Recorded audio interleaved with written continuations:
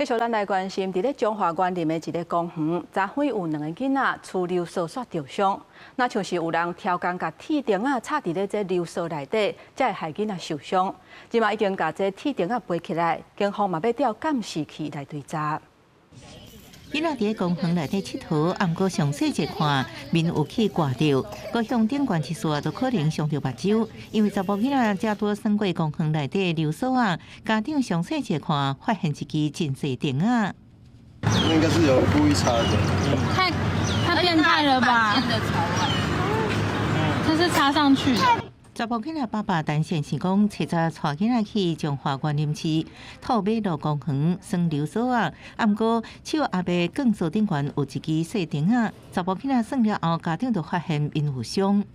儿子是2岁多，幼幼班的，高度在他的头部，所以我儿子的受伤部位是在那个脸颊的部分，有一个大概5公分的一个。 划伤这样。在溪口另外一个查某囡仔手也被擦伤，家长发现了，赶紧送医。公所马上派人到现场检视，发现流索外观的保护塑胶层虽然破去，毋过内底更是无损坏。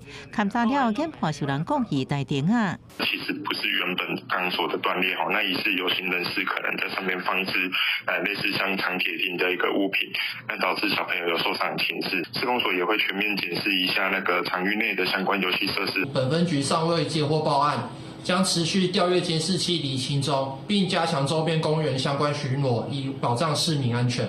公所表示，会调监视器，若找到行为人了后，依法究办，也要求对伤者负起赔偿责任。警方是表示，目前虽然无接到报案，毋过也主动加强巡逻，确保公共安全。记者综合报道。